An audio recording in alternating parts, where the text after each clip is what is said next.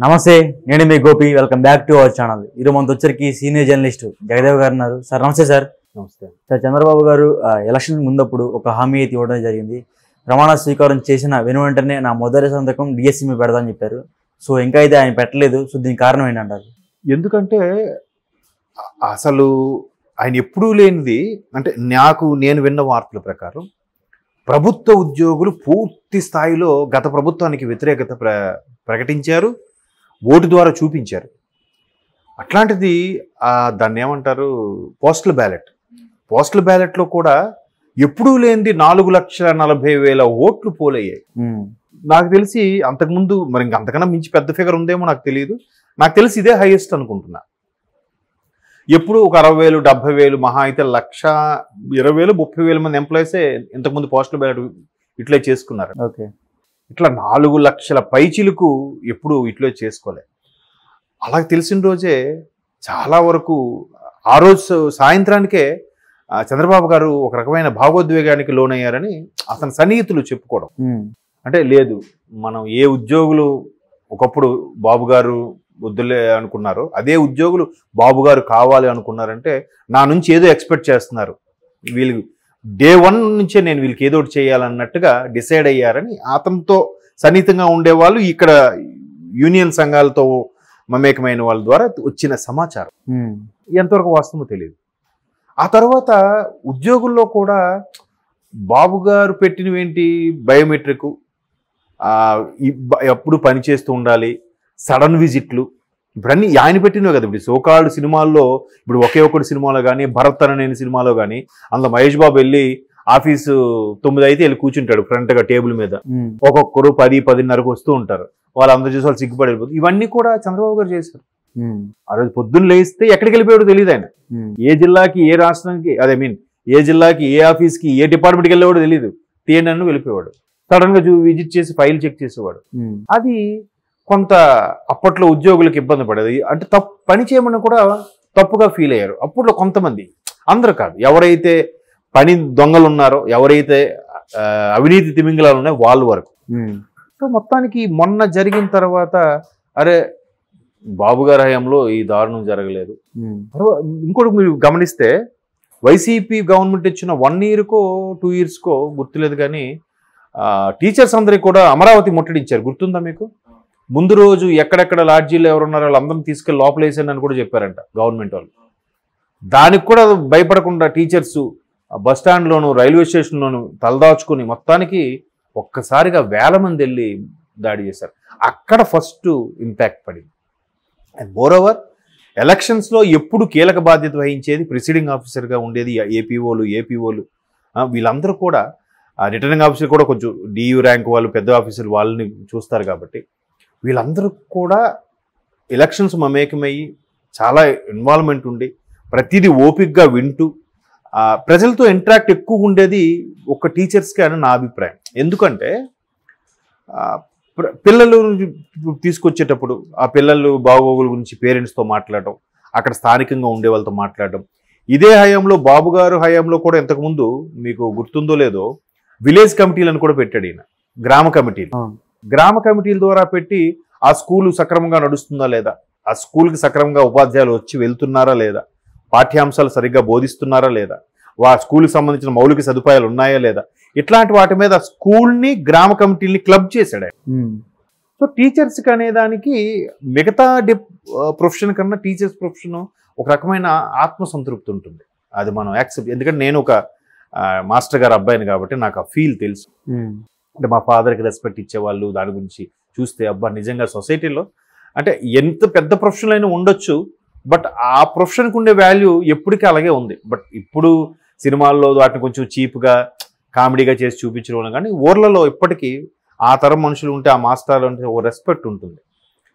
అంటే భావితరానికి ఎవరినైనా తయారు చేయగలిగేది వాళ్ళే అనేది అందరూ నమ్ముతాం. అది ప్రైవేట్ స్కూల్ టీచర్స్ అవ్వచ్చు, గవర్నమెంట్ స్కూల్ టీచర్స్ అవ్వచ్చు.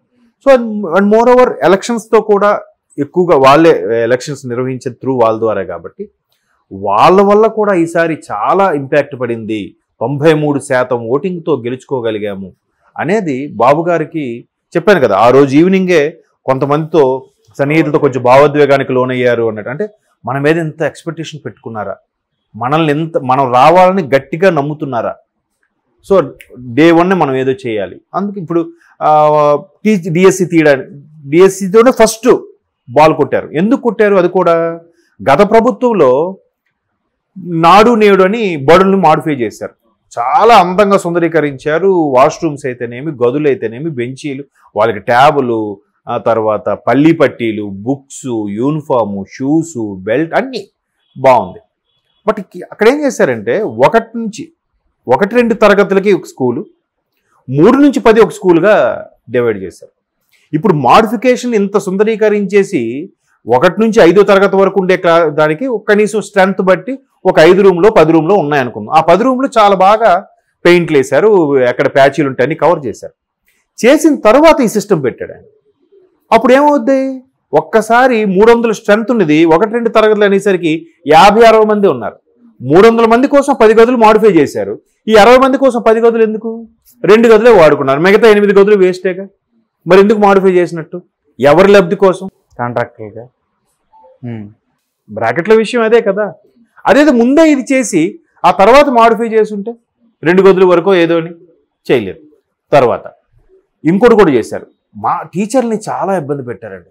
ఎంత ఇబ్బంది పెట్టారంటే వాళ్ళందరికీ ఒక అబ్జర్వర్గా ఒక ప్రవీణ్ ప్రకాష్ అనే ఒక ఆయన్ని పెట్టి ఆయన ద్వారా అంత ప్రక్షాళన చెయ్యాలి, వీళ్ళందరినీ సెటరేట్ చేసే ఉద్దేశంతో మాజీ ముఖ్యమంత్రి జగన్మోహన్ రెడ్డి గారు ఆయన్ని ఆదేశాలు జారీ చేశారని, ఆయన ముఖ్యమంత్రి ఎంత చూడమంటే ఆయన ఎంత చేశాడని కూడా చాలా మంది ఉపాధ్యాయులు చెప్పగా నేను విన్నాను.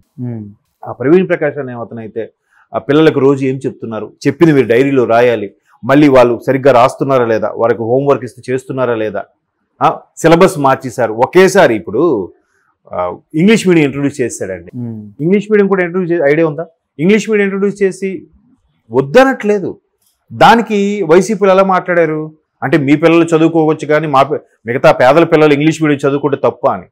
వాడు అంతవరకు 2వ తరగతి వరకు తెలుగు మీడియం అంత ఉన్నాడు. ఒక్కసారి సడన్గా 3వ తరగతి ఇంగ్లీష్ మీడియం అంటే వాడికి ఏం అర్థం అవుతుందండి?